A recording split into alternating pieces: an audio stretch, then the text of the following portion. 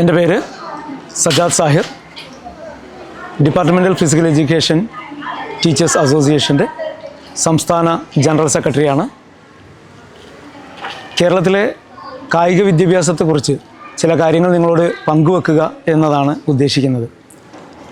ഒരുപക്ഷെ ഇന്ത്യയിലെ തന്നെ സംസ്ഥാനങ്ങൾക്ക് മാതൃകയായിക്കൊണ്ട് കായിക വിദ്യാഭ്യാസത്തെ പാഠ്യപദ്ധതിയിൽ ഉൾപ്പെടുത്തി വളരെ സജീവമായി പ്രവർത്തിക്കുന്ന ഒരു സംസ്ഥാനമാണ് നമ്മുടേത്. കേരളത്തിലെ LP വിഭാഗത്തിൽ ഇൻ്റഗ്രേറ്റഡ് ആയിക്കൊണ്ടാണ് കായിക വിദ്യാഭ്യാസം ഉൾപ്പെടുത്തിയിട്ടുള്ളത്. യഥാർത്ഥത്തിൽ ഏറ്റവും ചെറിയ പ്രായത്തിലുള്ള കുട്ടികൾക്ക് ഏറ്റവും ശാസ്ത്രീയമായി കായിക വിദ്യാഭ്യാസം നൽകുക എന്നതാണ് വിവേകമുള്ള ഏതൊരു സംസ്ഥാനവും ചെയ്യേണ്ടത്. നമ്മുടെ ഇവിടെ ഇൻ്റഗ്രേറ്റഡ് ആയിക്കൊണ്ട് LP വിഭാഗത്തിൽ കായിക വിദ്യാഭ്യാസം ആരംഭിക്കുന്നു എന്നതിനെ തുടർന്ന് UP വിഭാഗത്തിലേക്ക് കായിക വിദ്യാഭ്യാസം കടന്നു വരുമ്പോൾ അവിടെ കൃത്യമായും ഒരു പാഠപുസ്തകവും പാഠ്യപദ്ധതിയും 3 ടേമിലും പരീക്ഷകളും നടക്കുന്നുണ്ട്. എന്നാൽ ദൗർഭാഗ്യവശാൽ നമ്മുടെ സംസ്ഥാനത്ത് ഈ വിദ്യാഭ്യാസം വിനിമയം ചെയ്യുന്നതിന് ആവശ്യമായ അനിവാര്യമായ കായിക അധ്യാപകരില്ല എന്നൊരു പോരായ്മ ഇപ്പോഴും നിലനിൽക്കുകയാണ്. ഏകദേശം 2500ഓളം വരുന്ന UP വിഭാഗം സ്കൂളുകളിൽ കേവലം 400-ൽ താഴെ കായികാധ്യാപകർ മാത്രമാണ് നമുക്കുള്ളത്. 5 മുതൽ 7 വരെ ക്ലാസ്സുകളിൽ ആക്ടിവിറ്റി പുസ്തകവും അതോടൊപ്പം തിയറി പ്രാക്ടിക്കൽ പരീക്ഷകളും നടക്കുന്നുണ്ട്. കുട്ടികളുടെ പ്രമോഷനിലടക്കം ഇതിൻ്റെ മാർക്കും ഉൾപ്പെടുത്തുന്നുണ്ട്. എന്നാൽ ഈ പാഠ്യപദ്ധതി ഉദ്ദേശിച്ച ഫലം ലഭിക്കും വിധത്തിലുള്ള ഒരു വിനിമയ സംവിധാനം ഒരുക്കുവാൻ നമുക്കിപ്പോഴും സാധിച്ചിട്ടില്ല. ഹൈസ്കൂൾ വിഭാഗത്തിലെത്തുമ്പോഴും ഇതേ പ്രശ്നം ആവർത്തിക്കപ്പെടുകയാണ് ചെയ്യുന്നത്. 8, 9, 10 ക്ലാസ്സുകളിൽ നമുക്ക് പാഠ്യപദ്ധതി ഉണ്ട്. 8, 9 ക്ലാസ്സുകളിൽ പരീക്ഷകളുമുണ്ട്. കേവലം 1400 കായികാധ്യാപകർ മാത്രമാണ് ഹൈസ്കൂൾ വിഭാഗത്തിൽ നമുക്കുള്ളത്. ഇതുകൊണ്ട് തന്നെ നിരവധി കുട്ടികൾക്ക് കായിക വിദ്യാഭ്യാസം ലഭ്യമാവാതെ പോകുന്നു.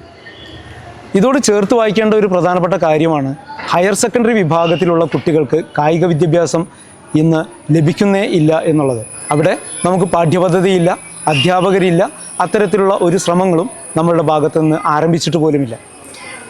ഇതിൻ്റെ ഒരു ഫലം എന്ന് പറയുന്നത് നിരന്തരമായി കുട്ടികൾക്കിടയിൽ അക്രമവാസനയും ലഹരിയുടെ ഉപയോഗവും സാമൂഹ്യ വിരുദ്ധ പ്രവർത്തനങ്ങളും ഏറെ വർദ്ധിച്ചു വരുന്ന ഒരു കാഴ്ച നമ്മൾ കണ്ടുകൊണ്ടിരിക്കുകയാണ്. എക്സ്പ്ലോസീവ് എനർജിക്ക് ഉടമകളായ ഈ കുട്ടികളെ ക്രിയാത്മകമായി അവരുടെ ഊർജ്ജത്തെ ഉപയോഗപ്പെടുത്തുന്നതിന് കളിക്കളങ്ങളിലേക്ക് തിരിച്ചുവിടുക എന്നതാണ് യഥാർത്ഥ പരിഹാരം എന്ന് പറയുന്നത്. പക്ഷേ അത്തരത്തിലുള്ളൊരു ശ്രമങ്ങൾ ആരംഭിക്കുവാൻ നമുക്ക് സാധിക്കുന്നില്ല എന്നുള്ളത് കൊണ്ട് തന്നെ നാൾക്കുനാൾ വർദ്ധിച്ചു വരുന്ന അക്രമവും ലഹരി പ്രശ്നങ്ങളും നമ്മൾ അഡ്രസ്സ് ചെയ്യേണ്ട ബാധ്യതയിലേക്ക് എത്തിക്കൊണ്ടിരിക്കുകയാണ്. കേരളത്തിലെ സ്കൂൾ വിദ്യാഭ്യാസത്തിലെ കായിക വിദ്യാഭ്യാസം ഇത്തരത്തിലാവുമ്പോൾ തന്നെ ഇതിന് മറുവശത്ത് വളരെ കൃത്യമായ പരിശീലനങ്ങളും മത്സരങ്ങളും ഏറി വരുന്ന പോരാട്ടങ്ങളും വിജയങ്ങളും ഒക്കെ തന്നെ ഉണ്ട്. ഇത് വിരലിൽ എണ്ണാവുന്ന അധ്യാപകർ നിർമ്മിച്ചെടുക്കുന്ന റിസൾട്ടുകളാണ്.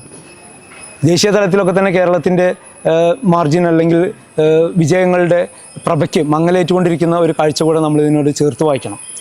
ഇതിൻ്റെ യഥാർത്ഥ കാരണം എന്ന് പറയുന്നത് കായികാധ്യാപകരുടെ അഭാവം തന്നെയാണ്. ഉള്ള കായികാധ്യാപകർ വിദ്യാലയങ്ങളിൽ മൊത്തം കുട്ടികൾക്ക് വേണ്ടി ഒരധ്യാപകൻ എന്ന കണക്കിലൊക്കെയാണ് പ്രവർത്തിച്ചുകൊണ്ടിരിക്കുന്നത്. UP വിഭാഗം സ്കൂളുകളിലാണെങ്കിൽ 500 കുട്ടികളുണ്ടെങ്കിൽ ഏതെങ്കിലും ഒരു സ്പെഷ്യലിസ്റ്റ് അധ്യാപകനാണ് അനുവദിക്കപ്പെടുന്നത്. അത് മിക്കപ്പോഴും കായികാധ്യാപകനായിരിക്കാം, അല്ലെങ്കിൽ മറ്റ് സ്പെഷ്യലിസ്റ്റ് ടീച്ചേഴ്സായിരിക്കാം. ഇതിലേത് വിഭാഗത്തെ അനുവദിച്ചാലും മറ്റു വിഭാഗം വിദ്യാഭ്യാസം കുട്ടിക്ക് നിഷേധിക്കപ്പെടുന്ന ഒരു അവസരം ഉണ്ട്. ഹൈസ്കൂളിലാണെങ്കിൽ 5 പീരീഡ് ഉണ്ടെങ്കിലാണ് ഒരു കായികാധ്യാപക തസ്തിക അനുവദിക്കുന്നത്. 8, 9 ക്ലാസ്സുകളിൽ 5 പീരീഡ് ഉണ്ടെങ്കിൽ മാത്രമാണ് ഒരു കായികാധ്യാപക തസ്തിക അനുവദിക്കുന്നത്. ഒരു കുട്ടിയുടെ എണ്ണം കുറയുന്നതോടുകൂടെ ആ വിദ്യാലയത്തിൽ നിന്നും കായികാധ്യാപകൻ പുറത്തു പോവുകയും മുഴുവൻ കുട്ടികൾക്കും കായിക വിദ്യാഭ്യാസം നിഷേധിക്കപ്പെടുകയും ചെയ്യുന്നു എന്നതാണ് ഇതിൻ്റെ ഫലം. കഴിഞ്ഞ 60-70 വർഷങ്ങളായി നിലനിൽക്കുന്ന മാറ്റമില്ലാതെ തുടരുന്ന നമ്മുടെ നിയമങ്ങളാണ് ഈ വിഷയങ്ങളുടെ കാതലായ പ്രശ്നം എന്ന് പറയുന്നത്. ഇത് പരിഹരിച്ച് കിട്ടുന്നതിന് വേണ്ടി കേരള നിയമസഭയിൽ നിരന്തരം നമ്മൾ ചോദ്യങ്ങൾ ഉന്നയിക്കുവാനുള്ള ശ്രമങ്ങൾ നടത്തുകയും ആദരണീയനായ വിദ്യാഭ്യാസ വകുപ്പ് മന്ത്രിയെയും മുഖ്യമന്ത്രിയെയും ബഹുമാനപ്പെട്ട DGയെയും എല്ലാവരെയും കണ്ട് നിരന്തരം നമ്മൾ ഈ പ്രശ്നങ്ങൾ പരിഹരിക്കുന്നതിന് വേണ്ടിയുള്ള ശ്രമങ്ങൾ തുടർന്നുകൊണ്ടിരിക്കുകയും ചെയ്യുന്നുണ്ട്. വളരെ അനുകൂലമായ സമീപനമാണ് നമ്മുടെ ഗവൺമെൻറ് ഇക്കാര്യത്തിൽ മുന്നോട്ട് വെക്കുന്നത്. എന്നാൽ പരിഹാരങ്ങളിലേക്ക് എത്തിപ്പെടാൻ ഇപ്പോഴും നമുക്ക് സാധിച്ചിട്ടില്ല. നമ്മുടെ പൊതുവിദ്യാലയങ്ങളിൽ 5 മുതൽ 10 വരെ ക്ലാസ്സുകൾക്ക് ആരോഗ്യ കായിക വിദ്യാഭ്യാസം പാഠ്യപദ്ധതിയും 3 ടേമിലും കൃത്യമായും തിയറി പ്രാക്ടിക്കൽ പരീക്ഷകളും നടക്കുന്നുണ്ട്. എന്നാൽ ഇവ വിനിമയം ചെയ്യുന്നതിനുള്ള അധ്യാപകരെ ഇന്നും വിദ്യാർത്ഥികൾക്ക് ലഭ്യമായിട്ടില്ല. UP സ്കൂളുകളിൽ 500 കുട്ടികളുണ്ടെങ്കിൽ ഏതെങ്കിലും ഒരു സ്പെഷ്യലിസ്റ്റ് ടീച്ചർ തസ്തികയാണ് അനുവദിക്കുന്നത്. അതൊരു പക്ഷേ കായികാധ്യാപകനാവാം, അല്ലെങ്കിൽ കലയോ ക്രാഫ്റ്റോ മറ്റേതെങ്കിലും ഒന്നാവാം. ഏതുതന്നെ ആയാലും കായികാധ്യാപകൻ നിയമിക്കപ്പെട്ടിട്ടുള്ള കേവലം 394 സ്കൂളുകളാണ് കേരളത്തിൽ ഉള്ളത്. ഹൈസ്കൂൾ വിഭാഗത്തിൽ എത്തുമ്പോൾ 5 ഡിവിഷനുകൾ 8-9 ക്ലാസ്സുകളിൽ ഉണ്ടെങ്കിൽ മാത്രമാണ് ഒരു കായികാധ്യാപക തസ്തിക ഉണ്ടാവുന്നത്. ഇത്തരത്തിൽ ലഭ്യമല്ലാത്ത വിദ്യാലയങ്ങളിലെ കുട്ടികൾക്കും കായിക വിദ്യാഭ്യാസം അപ്രാപ്യമാണ്. എന്നാൽ ഈ വിദ്യാർത്ഥികൾക്കെല്ലാം തന്നെ 3 ടേമിലും പരീക്ഷയും പ്രമോഷനിൽ അവരുടെ മാർക്കുകളെ ഉൾപ്പെടുത്തുകയും ചെയ്യുന്നുണ്ട്. ഈ പ്രശ്നത്തെ നിരന്തരം അഡ്രസ്സ് ചെയ്തുകൊണ്ട് നമ്മൾ ഭരണകൂടത്തെ സമീപിക്കുകയും ബഹുമാനപ്പെട്ട വിദ്യാഭ്യാസ മന്ത്രിയെയും DGയെയും മുഖ്യമന്ത്രിയെയും എല്ലാം സമീപിക്കുന്നുണ്ട്. വളരെ അനുകൂലമായ സമീപനമാണ് ഭരണകൂടത്തിൽ നിന്ന് നമുക്ക് ലഭിച്ചുകൊണ്ടിരിക്കുന്നത്. എന്നാൽ ഇതുവരെ ഈ പ്രശ്നത്തിന് ശാശ്വതമായ ഒരു പരിഹാരം സൃഷ്ടിക്കുവാൻ നമുക്ക് സാധിച്ചിട്ടില്ല. വിദ്യാർത്ഥികൾക്ക് നിഷേധിക്കപ്പെടുന്ന ഈ വിദ്യാഭ്യാസ അവകാശത്തെയാണ് നമ്മൾ പൊതുസമൂഹം അഡ്രസ്സ് ചെയ്യേണ്ടത്. അല്ലാത്ത പക്ഷം കുട്ടികൾ സാമൂഹ്യവിരുദ്ധ പ്രവർത്തനങ്ങളിലേക്കും ലഹരി മാഫിയയുടെ പിടിയിലേക്കും പോകുന്ന കാഴ്ചയ്ക്ക് തടയിടാൻ നമുക്ക് സാധ്യമല്ലാതെ വരും എന്നുള്ളതാണ് തിരിച്ചറിവ് വേണ്ടത്.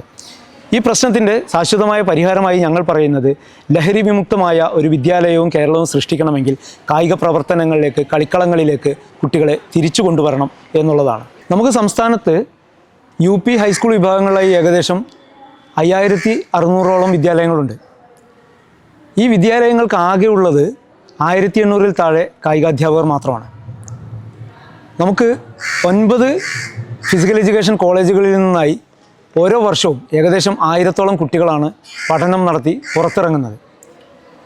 ഇവർക്കാർക്കും തന്നെ ഒരു തൊഴിൽ ലഭിക്കുക ഈ മേഖലയിൽ എന്നുള്ളത് സ്വപ്നമായി അവശേഷിക്കുകയാണ്. പഠിച്ചിറങ്ങുന്ന കുട്ടികൾക്ക് തൊഴിലിടം നൽകാൻ നമുക്ക് സാധിക്കുന്നില്ല എങ്കിൽ ഈ കോളേജുകൾ പ്രവർത്തിക്കുന്നതിൻ്റെ അർത്ഥശൂന്യത എന്ത് എന്നുള്ള ചോദ്യം കുട്ടികൾക്കിടയിൽ നിന്നും ഉയർന്നു വരുന്നുണ്ട്. ഇതുതന്നെയാണ് ഫിസിക്കൽ എഡ്യൂക്കേഷൻ ഫീൽഡ് ഇന്ന് നേരിടുന്ന വലിയ പ്രശ്നം. നമുക്ക് എല്ലാ UP സ്കൂളുകളിലും ഹൈസ്കൂളുകളിലും ഹയർ സെക്കൻഡറി വിഭാഗങ്ങളിലും കായികാധ്യാപകരെ നിയമിക്കുവാനുള്ള ഒരു ഉത്തരവുണ്ടാവുകയാണെങ്കിൽ ഇന്ന് ഫിസിക്കൽ എഡ്യൂക്കേഷൻ കോളേജുകളിൽ പഠനം തുടരുന്ന എല്ലാ വിദ്യാർത്ഥികൾക്കും വളരെ വലിയൊരു പ്രതീക്ഷയ്ക്ക് അത് സാധ്യത നൽകുന്നുണ്ട്.